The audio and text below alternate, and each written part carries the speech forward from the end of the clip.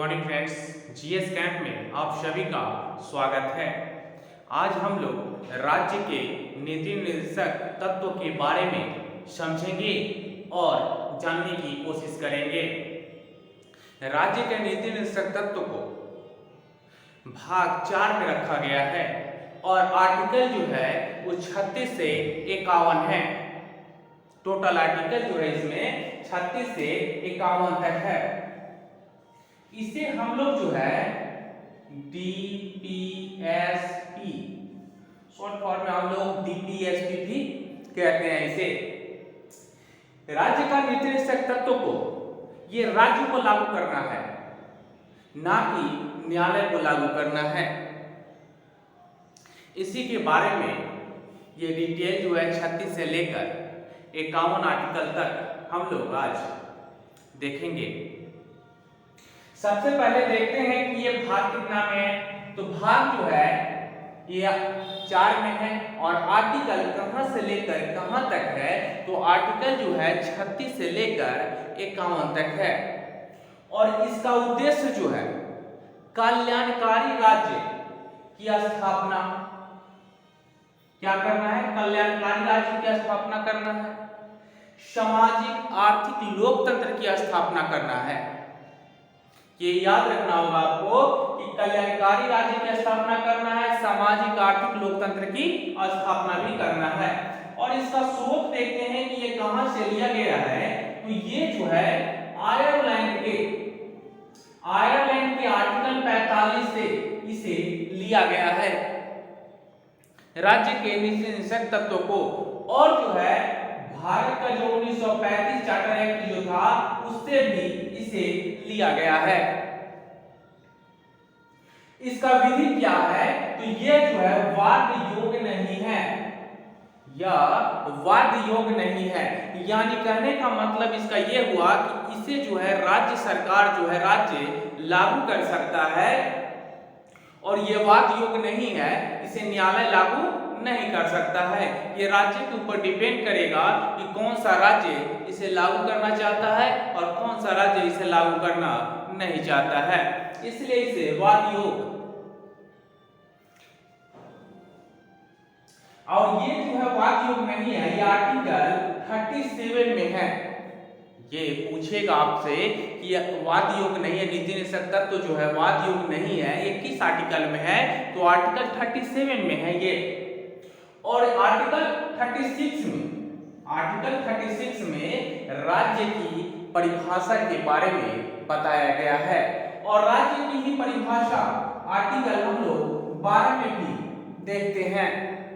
तो यहाँ पे आर्टिकल 36 और आर्टिकल 12 दोनों में हम लोग राज्य की परिभाषा देखते हैं।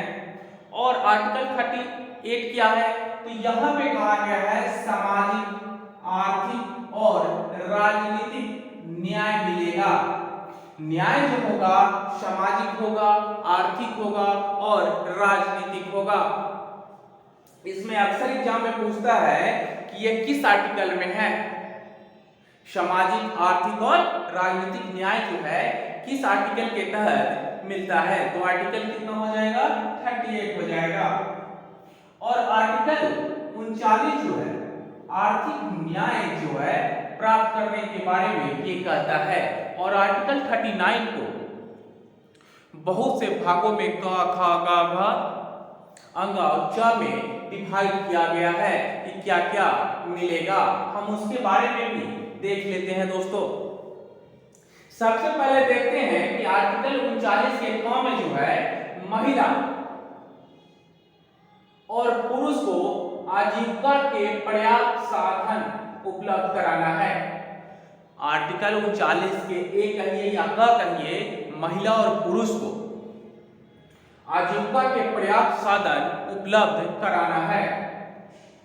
आर्टिकल 39 के ख हम लोग देखते हैं देश में संसाधन का विकेंद्रीकरण करना।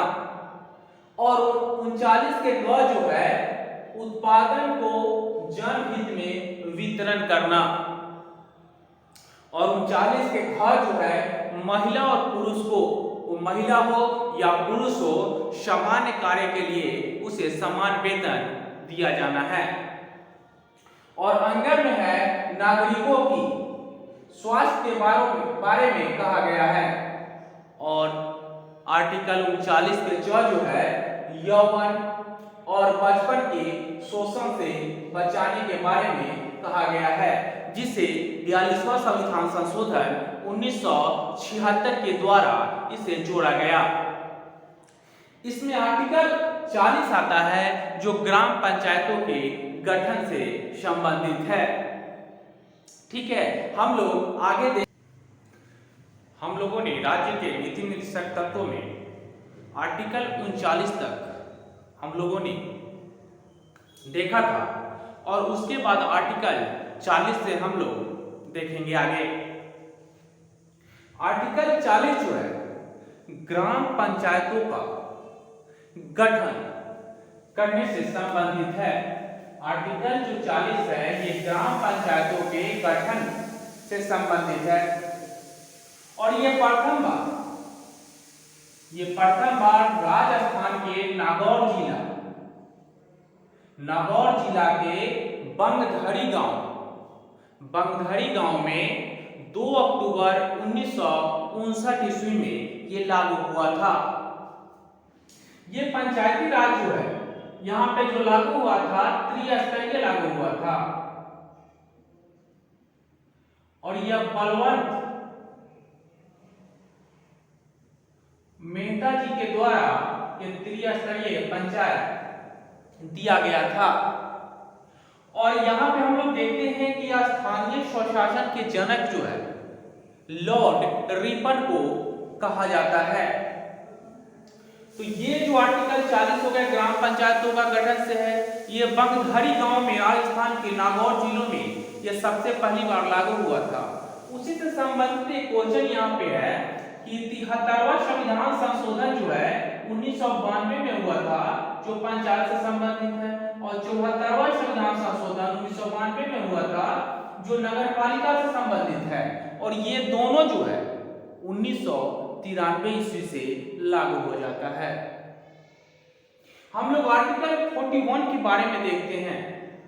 ये आर्टिकल 41 जो है ये राज्य के कुछ दशाओं में काम, शिक्षा और लोक सहायता, आर्टिकल 41 कहता है कि काम, शिक्षा और लोक सहायता के बारे में ये आर्टिकल 41 कहता है।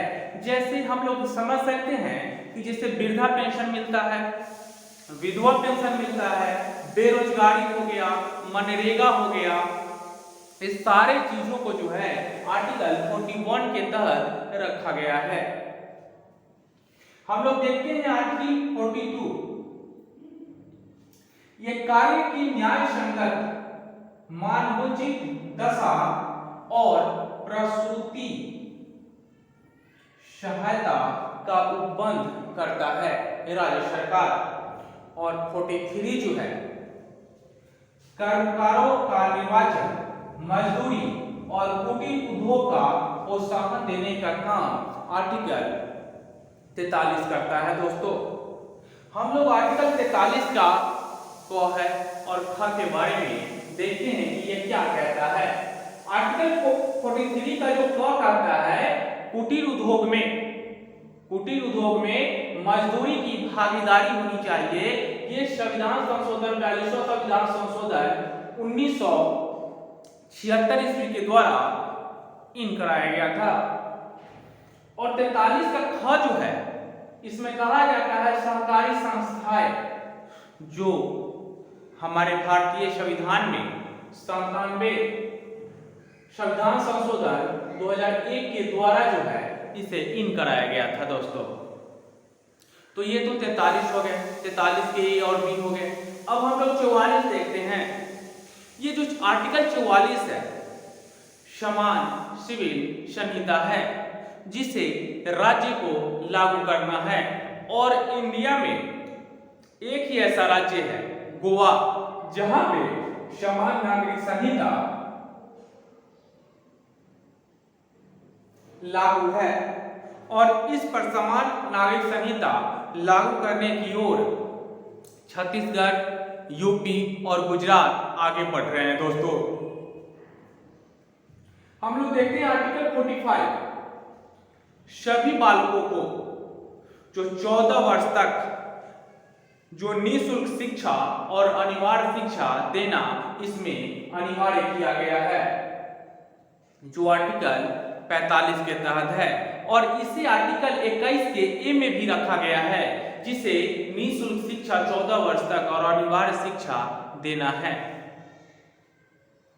आर्टिकल 46 देखते हैं दोस्तों। आर्टिकल 46 जो है SC, ST और OBC के शिक्षा और स्वास्थ्य के बारे में ये बताता है। आर्टिकल 47 देखते हैं। आर्टिकल 47 जो है पोषाहार स्तर ऊंचा करना है। पोषाहार स्तर ऊंचा करना है, इसमें मादक पेय पदार्थों को आर्टिकल 47 में रखा गया है। जैसे कि गुजरात गवर्नमेंट जो है दारू पर जो है प्रतिबंध लगाया था, बाद में हमारे बिहार गवर्नमेंट ने ये शराब पर, मादक पेय पदार्थों पर प्रतिबंध लगाए हैं। तो पहला गुजरात आता है, उसके बाद बिहार आता है। तो ये आर्टिकल 47 के तहत इसे रखा गया है। आर्टिकल 48 कहता है दोस्तों कि ये कृषि और पशुपालन, ये कृषि और पशुपालन का संगठन करना है, इसका काम। और आर्टिकल 48 में ही कहा गया है कि गाय को वध करना प्रतिषेध किया गया है, और अन्य जो दुधारू पशु है उसको बढ़ावा देने का काम राज्य सरकार कर सकती है, ये 48 में कहा गया है।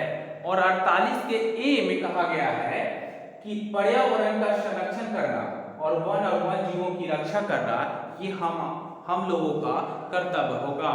जिसे पर्यावरण और वन जीवों का संरक्षण करना ये 48 के ए में कहा गया है, और इसे जो है 42वां संविधान संशोधन 1976 के द्वारा इसे जोड़ा गया था।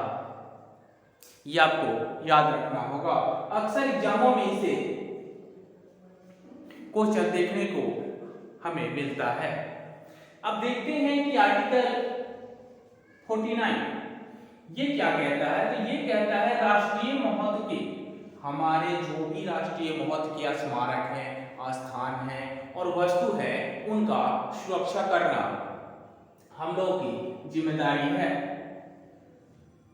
और आर्टिकल 50 कहता है, इस आर्टिकल से आप लोग वाकिफ होंगे, लेकिन यहाँ पे आर्टिकल 50 क्या कहता है, कार्यपालिका और न्यायपालिका का पृथक्करण का बात इसमें कहा गया है। और 51 जो कहता है, आर्टिकल 51 कहता है अंतरराष्ट्रीय संबंधों, मतलब अलग अलग देशों से अंतरराष्ट्रीय संबंध स्थापित करने का बात इसमें कहा गया है। कुछ गांधीवादी सिद्धांत जो है, गांधीवादी सिद्धांत से रिलेटेड कौन कौन से इसमें आर्टिकल आते हैं। तो आर्टिकल जो है 40, इसमें ग्राम पंचायतों के बारे में कहा गया संगठन का, ये 43 है। ये 43 में जो है कुटीर उद्योग के बारे में कहा गया है। ये 43 का बी है जो सहकारी संस्थाएं हैं। 46 है, 47 है और 48 है। ये सारे जो है गांधीवादी सिद्धांत से रिलेटेड आर्टिकल है। कमेंट में जरूर बताइएगा ये वीडियो आपको कैसा लगा दोस्तों। अगर ये वीडियो आपको अच्छा लगता है तो लाइक, शेयर और सब्सक्राइब जरूर कीजिएगा।